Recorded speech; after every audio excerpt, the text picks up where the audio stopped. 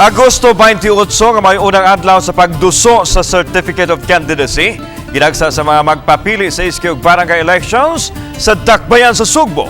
Gawas nga makauna sa pagduso sa COC kasagaran sa mga kandidato nagtuo nga swerte ang petsa 28. Sayra nato ang detalye pinaagi ni ining report. Sayo pa lang sa buntag, mihugop na mga taong sa buhatan sa Commission on Elections kung COMELEC alang sa unang adlaw sa filing sa COC. Dili lang kadto mga magpapili kung dili apil na mga supporters gikan sa nakadiyang barangay sa Cebu City. Gani gibadlong sa kapulisan ang mga supporters nga dili magsaba-saba ug dili mohugop haduol sa buhatan. Human mihangyo ang COMELEC aron dili malangan ang proseso. Sagad sa mga magpapili, mipadayag sa mga hinungdan nganong gitunong nila sa unang adlaw sa filing sa COC. Una, gusto nila nga makasiguro nga makurhian kung unsa may mga sayop sa pag-fill up sa form ug uban pang mga requirements. Labaw sa tanan, nagtamod sila sa tuo-tuo nga swerte kuno ang 28. Samtang gihulagway sa COMELEC nga bisan pa man ug midtag sa mga tao silang buhatan apan manageable ra ang sitwasyon. Sanglit ado naman sila gibatuman nga sistema aron dili maghuot sa sulod sa ilang buhatan. Ingon ni karon ang sitwasyon sa unang adlaw sa filing sa Certificate of Candidacy diri sa Commission on Elections sa Dakbayan Sugbo.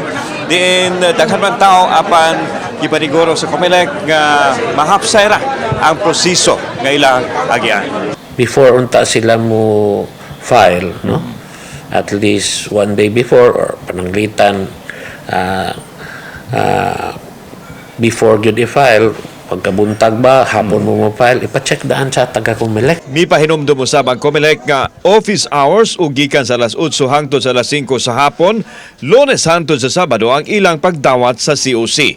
Gikinahanglan usab nga masunod ang tanang rekisitos lakip na ang passport size ID nga dili karaan ug ang tulo ka kopya sa COC ug pulos original ang notaryo. Once you file your certificate of candidacy, you will become now a candidate and di na ka pwede mangampanya. Hadto ra ka pwede mangampanya sa campaign period. Okay. Which is October 19 to 28. Kutob sa Setyembre 2 ang filing sa COC, samtang sugod karong adlaw ang election period diin magsugod na usab ang COMELEC checkpoint. Istriktong gipatuman ang gun ban. Diin kadtong adunay exemption lang gikan sa COMELEC ang matugutan.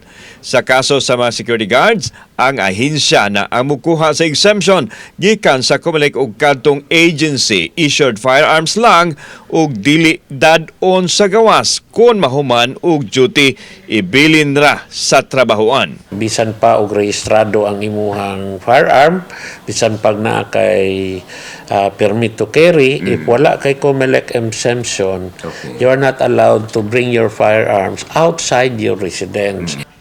Kauban si Clover Lumayag ug Rod Prado. Ako si Alan Domingo. Balitang Bisdak.